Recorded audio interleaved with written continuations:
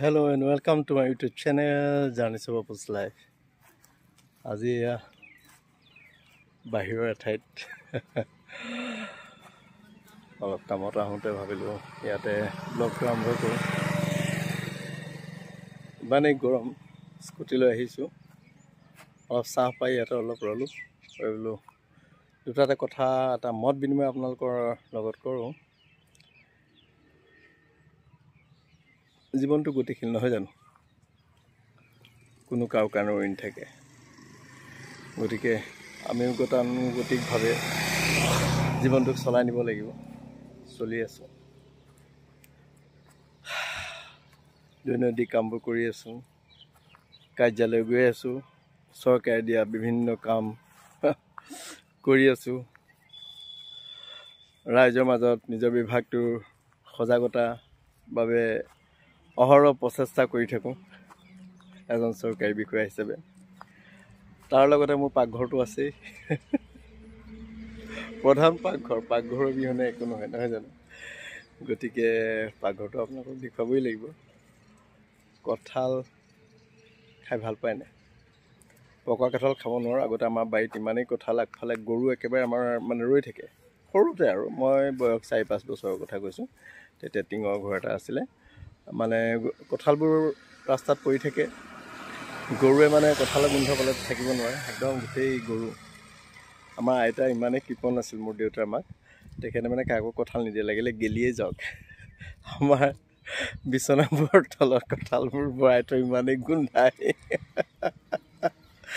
হাঁহৰ কণী টেকেলিত ভৰাই থৈ গোন্ধাই যায়গৈ, গেলি যায়গৈ, তথাপিতো মানুহে নিদিয়ে। কিন্তু পকা কঁঠাল মই বৰ ভাল খায়, কিন্তু কেঁচা কঁঠাল খুবেই ভাল পাওঁ, নিমখ জলকীয়া লৈ খাই ভাল পাওঁ। কেঁচা কঁঠাল য'তে পাওঁ খাওঁ আৰু, কিন্তু খাবলৈতো আমি নাপাওঁ ন। সঁচা কথা ক'বলৈ গ'লে আমি বহুত বস্তু খাবলৈ নাপাওঁ এতিয়া, কিন্তু সুযোগ পালে, সুবিধা পালে খাওঁ। আগতে কৰঙালৈ গৈছিলোঁ, তাত গৈ কেঁচা কঁঠাল খাইছিলোঁ ধনৰ ঘৰত, আজিকালি সেইটোও নহয়। কিন্তু কেঁচা কঁঠাল যিটো চব্জি বনাই খায়, তৰকাৰী বনাই খায়, সেইটো পালে কিন্তু মই তৰকাৰী বনাই খাওঁ, সেইটো খুবেই ভাল বনাওঁ। আচাৰ খুব ভাল বনাওঁ। আৰু আজি আপোনালোকক কঁঠালৰ এটা তৰকাৰী বনাই দেখুৱাম।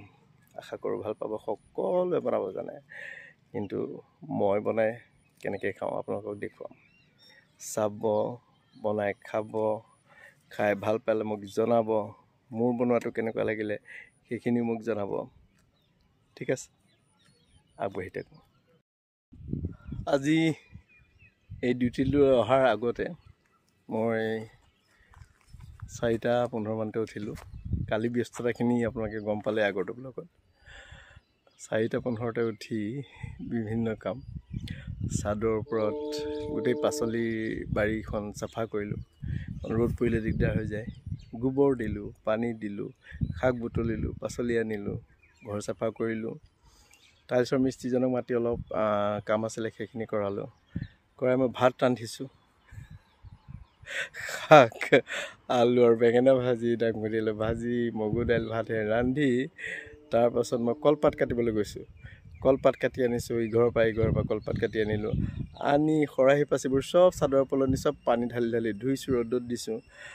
সেইখিনি আকৌ সোমোৱালোঁ। তাৰপৰা মই কাপোৰ ধুলোঁ, কাপোৰ ধুই মই ঘৰ চাফা কৰিলোঁ। ঘৰ চাফা কৰি গা পা ধুই ভাত খাই মই প্ৰায় 10 বজাত একদম অফিচ পাইছোঁগৈ।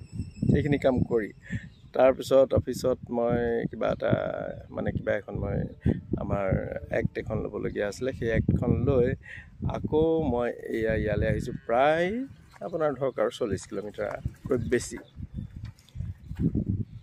গম পাইছে।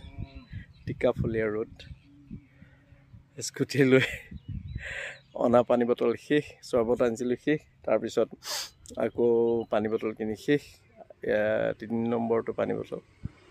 মাজতে একদম আমনি পাইছোঁ, বহি একেৰাহে কাম কৰি ওলাই আহিলোঁ। এতিয়া 3মান বজাত আকৌ উভতিম, গৈ ঘৰত আকৌ কাম। তাৰপিছত বজাৰ কৰিবলৈ আছে, যিহেতু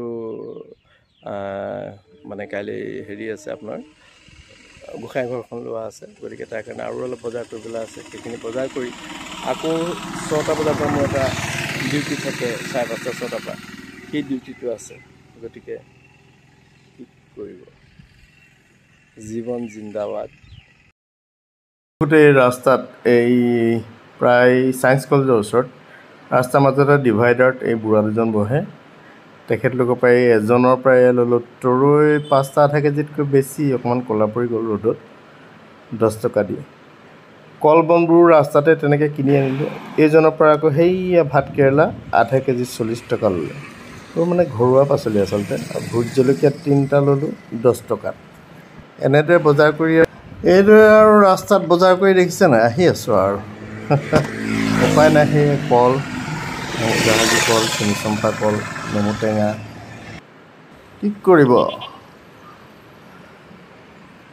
এছ কৰো ইয়াৰ।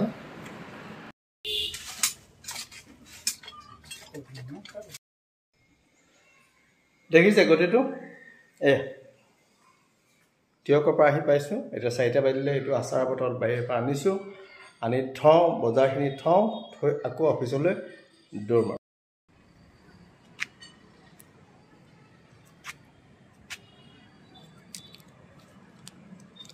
ৰাতি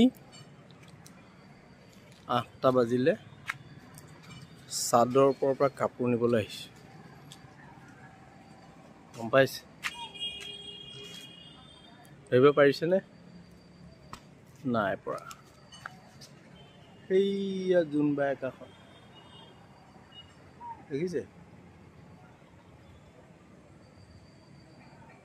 এয়া গতি, খুব পিটিবলৈ মন গৈছে নহয়, একদম ধৰি এনেকুৱাই যেন পিটিম, গম পাইছে? এয়া চাওক, সেইখন ভোগ দি দিলোঁ। টালি টোপোলা লৈ চাদৰ ওপৰৰ পৰা আহি আছোঁ, দেখিছে? ব্যস্ততা, গম পালে? নেলুটো ছিঙি দিবলৈ মন যায়। যিবোৰৰ কাৰণে মোৰ জীৱনটো এনেকুৱা হ'ল, একদম যে বলি দি দিম এনেকুৱা। কঁঠালৰ চব্জি বনাম এতিয়া। কঁঠাল, কোমলীয়া কঁঠাল ল'ব, কাটোতে হাতত মিঠাতেল সানি ল'ব। আপোনালোকে জানেই, কটাৰীখনতো মিঠাতেল লগাই ল'ব, তেতিয়া আঠাবোৰ নালাগে। কাটি পানীত ভালকৈ ধুই মই আলু 2টা লৈছোঁ। তাৰপৰা কি কৰিব, প্ৰেছাৰত এটা চিটি মাৰি বইল কৰি ল'ব। আৰু এইফালে আদা, নহৰু, পিঁয়াজ আৰু কেঁচা জলকীয়া 2টা দি মই মিক্সিত মাৰি লৈছোঁ। বাকী মছলাখিনি পিছত দেখুৱাই থাকিম আপোনালোকক।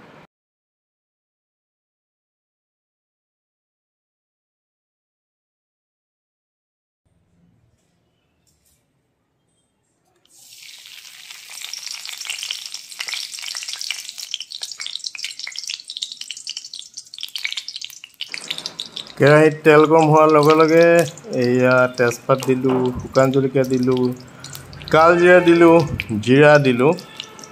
তেতিয়া গোন্ধটো খুবেই ভাল হয়। তাৰপিছত আৰু অকণমান এইখিনি লৰাম, মানে ফুটিবলৈ দিম, ৰঙচুৱা হ'বলৈ দিম। এতিয়া সেই যিটো মই মিক্সাৰ বনাই থৈছিলোঁ, পেষ্ট বনাই থৈছিলোঁ, আদা, নহৰু, পিঁয়াজ আৰু কেঁচা জলকীয়াৰ, সেয়া ইয়াত ঢালি দিম। ঢালি দি লাহে লাহে লৰাম, কেঁচা গোন্ধটো যাবলৈ দিম। কিন্তু আপোনালোকক মই দেখুওৱা নাই, শ্বৰ্ট কৰি দিছোঁ। তাৰপিছত মই ইয়াত হালধি দিলোঁ, জিৰা গুড়ি, আপোনাৰ সোৱাদ অনুসৰি দিব। মই অকণমান মছলা বেছি দিছোঁ, যিহেতু কঁঠালৰ মুচি, জ্বলা নহ'লে বা মছলা নহ'লে ভাল নালাগে। ধনিয়া গুড়ি, এইবোৰ চব মই নিজে মিক্সিত বনাই থোৱা। নিমখ সোৱাদ অনুসৰি দিব।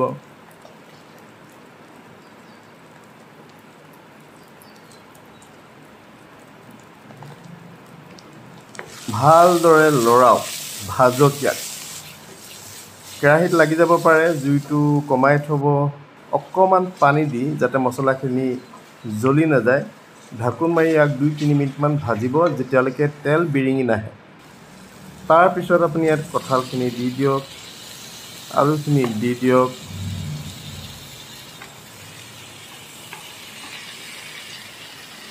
খুব আলাসত লৰাব, নহ'লে ভাঙি গ'লে বেয়া লাগিব, ফেটফেটীয়া হ'ব। যিহেতু মই এটা চিটি মাৰি লৈছোঁ। কেলৈ মাৰি লৈছোঁ, নহ'লে বহুত সময় লাগে গেছত, সেই গতিকে মাৰি ল'লে ভালো হয়, অলপ ছফ্ট হৈ যায়। এইদৰে 3 মিনিটমান ভাজক ল' টু মিডিয়াম ফ্লেমত। তাৰপিছত আপুনি ইয়াত গৰম পানী অকণমান দিয়ক। গৰম পানী দি ঢাকোন মাৰি ইয়াক উতলিবলৈ দিব। মই আপোনালোকক দেখুৱাই দিয়া নাই আৰু কিছুমান বস্তুত। এতিয়া ঢাকোন মাৰি আপুনি উতলিবলৈ দিয়ক 5 মিনিটমান। এই খুন্দি লোৱা গৰম মছলা দিছোঁ মই ইয়াত। ইলাচি, দালচেনি, লং খুন্দি লৈছোঁ। খুন্দি লৈ দিলে খুব ধুনীয়া ফ্লেভাৰ হয়। পেকেটৰ গৰম মছলা নিদিব। এইটো দিলে খুবেই ভাল। এইটো আমাৰ একদম মানে অতীজৰ পৰা তেনেকৈ বনাওঁ। এতিয়া 1 মিনিটমান আৰু উতলিবলৈ দিব আৰু এইটো একেবাৰে গাঢ়া হৈ যাব। মই আপোনাক এনেকৈ দেখুৱাইছোঁ। ভাত লৈ আহিছোঁ। এতিয়া পটাপট ভাত খাওঁ আৰু অফিচ যাম। কঁঠালৰ চব্জি, ভাত। এই কঁঠালৰ চব্জি দেখিছে নাই কেনেকুৱা একদম খাওঁ খাওঁ লাগিছে ন? নেমু আৰু এই পদিনা চাটনি, হয়নে? এনেকুৱা ধুনীয়া হৈছে।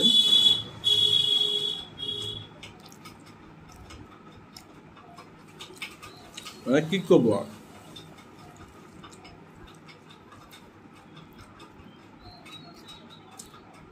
নামটো অপূৰ্ব, কামবোৰ অপূৰ্ব।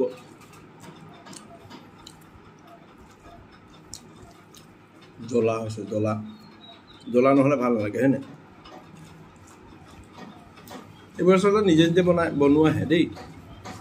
মায়ে হাতত ধৰি শিকোৱা নাই, কোনেও শিকোৱা নাই।